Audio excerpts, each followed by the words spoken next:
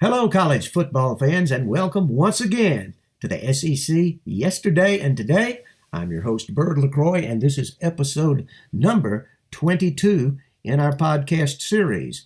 And today we're going to be touching on a number of topics, games played last weekend in the conference, games that are going to be played this weekend in the conference, Saturday the 27th. And we'll pick those games, and we'll also look at the standings and the statistics involving SEC teams here in the 2018 football season. We're getting deep into it. We'll be into November next week. On Tuesday, the first college football poll comes out. So there's a lot that's going on in the conference as they head down the home stretch, down into Amen Corner for this 2018 football season. Let's go ahead and take a look at the games that were played last week. We'll start with our Auburn Tigers. They defeated the Mississippi Rebels, Ole Miss, in Oxford by a score of 31-16. Auburn getting their ground game back on track. Booby Whitlow running for 170 yards. The Auburn offense running for well over 200 yards, up into the high 200s. And they played really good defense. Ahead 31-9 at one time. Ole Miss got a late touchdown, but the game from the beginning, Auburn pretty much had it in control. And Ole Miss does have, let's not mistake the Ole Miss Rebel defense with that of the Steel Curtain in Pittsburgh in the 1970s, but they're not a good defense, but they do have some NFL caliber players on their line, and Auburn was able to block those guys and run the football. Mississippi taking away the perimeter the best they could. Booby Whitlow was free to run between the tackles. Not necessarily free, I guess, but he was able to do so with decent blocking. And Jarrett Stidham had a little bit more time, and he was able to hit some timely passes, particularly to Seth Williams and Darius Slayton. 2 touchdown passes were dropped. Auburn really could have put that game away for good in the first half. They did not, but it was really good to see the Tigers get back on track and pull out a win in the conference on the road. I don't care where you play, on the road in the conference. If you win one of those games in the SEC, unless you're Alabama and you just blow through everybody, regardless of where the game is played, you pulled off something winning on the road in the conference. And Alabama went on the road. Speaking of the Tide, the mighty Tide went on the road to play the Tennessee Volunteers in Neyland Stadium, and they destroyed the Vols. 58-21 was the final outcome, but Alabama got up like 28-0 in the first quarter and pummeled the home team into submission. But Tennessee keeps plugging away. They're working on fundamentals. Pruitt's trying to get them to improve week to week, and we wish them the best. Tennessee really needs to be relevant in the SEC, and I hope to see the Vols become that. It's going to take time, as we have mentioned here on this program, but I do hope it's coming. And LSU went to Starkville, and I don't know if dominated would be the proper word, but they pretty well handled Mississippi State 19-3, the home Bulldogs taking the defeat there. LSU getting time, taking the off week, as well as Alabama, with their big meeting coming in Baton Rouge on November the 3rd, 1 week from this Saturday. We'll allude to that briefly, and we'll talk about it a little bit more on next week's podcast.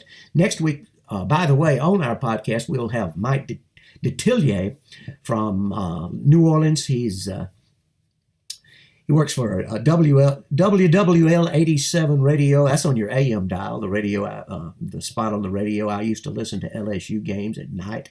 WWL AM and FM. He is a sort of an NFL draft guru. He's an expert on the Saints and on LSU and all things Louisiana football. And he's going to be our guest next week. So you want to be sure and stay tuned for that. Also, the Arkansas Razorbacks in Fayetteville got a shutout over the Tulsa Golden Hurricane, 23-0. Congratulations, Razorbacks. Looks like they're improving as they move down the home stretch. Missouri really put a whooping on Memphis, the Memphis Tigers. The visiting Tigers 33, Missouri 65. Missouri 65, Memphis 33. And a big game between Kentucky and Missouri coming up this week in Columbia, South Carolina as well. That's where the Memphis game was played. And speaking of Memphis, that's where my wife and I spent last Saturday. Auburn, we go down there every other year, even years, 2018. And whenever Auburn plays in Oxford, Mississippi, Memphis being about 85 miles north of Oxford, and it's always a great weekend on Beale Street with barbecue and blues, and it's a wonderful time, and I would recommend it highly to anyone if your team plays in Oxford. Stay in Memphis. Nothing wrong with Oxford, nothing wrong with Tupelo, but you want to Memphis is a great fun town. Let's move on. The last game played in the SEC last weekend, a tough one in Lexington, Kentucky. The Vanderbilt Commodores went to Lexington and gave Kentucky everything they could handle. Kentucky pulling it out in the fourth quarter, 14-7, in a tough contest. Now let's move on, like I mentioned, to the AP poll. Which SEC teams are ranked and where they are ranked. Guess who number one is, folks? You got it. The mighty Tide, Alabama, at number one, receiving all 61 first-place votes, and they remain the number one team in the country. LSU now in playoff position at number 4. Push is going to come to shove next week in Baton Rouge down in the Red Stick. When the Tide comes into town, that is going to be a good one. More on that, as I mentioned, later. In the number 7 spot, the Georgia Bulldogs, and in the number 9 spot, 4 SEC teams in the top 10, Georgia and Florida, number 7 and number 9 respectively. And you know what's happening this weekend? The world's largest cocktail party with the Georgia Bulldogs and the Florida Gators playing in Jacksonville, Florida at the Gator Bowl. And that's going to be the dandy on tap this week. Other good games, but that's the premier game, the main course for Saturday. And also the Kentucky Wildcats moved up 2 spots from number 14 to number 12. We'll talk about their game momentarily. And finally, rounding out the top 10 for SEC teams in the top 25, the Texas A&M Aggies at number 16. Other business at hand, the standings in the SEC as we have them. First of all, the East, the Florida Gators, Georgia Bulldogs, and Kentucky Wildcats all have 4-1 records in the conference and 6-1 records overall. Things are going to happen immediately to rectify this three-way tie. We mentioned the world's largest cocktail party, Florida, Georgia. Yep, we're going to have a number 1, a clear number 1, and a clear number 2. And we will see. We're waiting with bated breath on that big one Saturday. South Carolina comes in behind Florida, Georgia, and Kentucky with a 2-3 conference record, 3-3 overall. Tennessee is 1-3 in the conference, at 5th place in the Eastern Division, 3-4 overall. Missouri and Vanderbilt both winless in the SEC. Missouri 0-3 and Vanderbilt 0-4. Missouri with an overall record of 4-3 and Vanderbilt with a 3-5 record in the SEC. Alabama undefeated in the conference, 5-0, undefeated overall, 8-0. Second place alone, the LSU Tigers, 4-1 in the conference. Overall, 7-1. Texas A&M in third place in the West, SEC West, with a 3-1 record. They are 5-2 overall, and as I mentioned, ranked. Auburn getting back on the winning track. They are 2-3 in the conference, 5-3 overall, and behind Auburn in 5th and 6th place, tied for those positions, Ole Miss, the Mississippis, Ole Miss and Mississippi State, both with 1-3 records. The Rebels 5-3 in the SEC. The Bulldogs, and the Bulldogs 4-3 overall. Arkansas brings up the rear at number 7 in the SEC West with an 0-4 record. They are 2-6 overall. Let's get right to the games at hand this weekend. We mentioned 4 teams that are going to be off. 10 teams are on. 5 games. Conference foes versus each other. Nobody playing outside of the Southeastern Conference this week. Let's move right to it. We'll start at the bottom and move to the top. The Arkansas Razorbacks host the Vanderbilt Commodores in Fayetteville, Arkansas. Arkansas is a 1.5-point favorite over Vanderbilt. The way Vanderbilt's been playing defense and the way Arkansas played defense last week with a shutout over Tulsa, you might be looking at a low-scoring game here. But Arkansas at plus 1.5. I'm sorry, Arkansas is plus 1.5. Vanderbilt minus 1.5. Vanderbilt the favorite in Fayetteville over Arkansas. I've seen people picking the Razorbacks. They think they're improving. They're playing at home. But I'm taking the Vanderbilt Commodores to win and to cover. Vanderbilt to defeat Arkansas at home for the Razorbacks and to cover the 1.5-point spread. We move now to Columbia, South Carolina, where the South Carolina Gamecocks host the Tennessee Volunteers. South Carolina, a 7.5-point favorite over the Vols. I do like South Carolina to win. I think they have a little too much for Tennessee. Tennessee's still young, still struggling, trying to develop an identity, trying to be a better football team, and I think they'll play well. As a matter of fact, I'm going to go with Tennessee to cover the 7.5-point spread, but the Gamecocks to win the game in a close one against the Vols, maybe somewhere from 4 to 6 points, maybe a field goal. Okay, big game for the number 12 ranked Kentucky Wildcats as they travel to Missouri, to Columbia, to play the favored Missouri Tigers. Missouri favored over Kentucky. I think they have the wrong team favored. I think the Kentucky Wildcats should be favored, and I think this is going to be interesting. Look for the Wildcats to be able to run the ball, maybe not at will, but look for them to be able to do enough to put up enough offense to beat Missouri. They might not cover. I would not touch that. I might take South Carolina to cover in another close game, just like I expect South Carolina and Tennessee to be, and Arkansas and Vanderbilt that we mentioned earlier. All close games, I think, but Kentucky coming out on top against Missouri in Columbia, but Missouri to cover.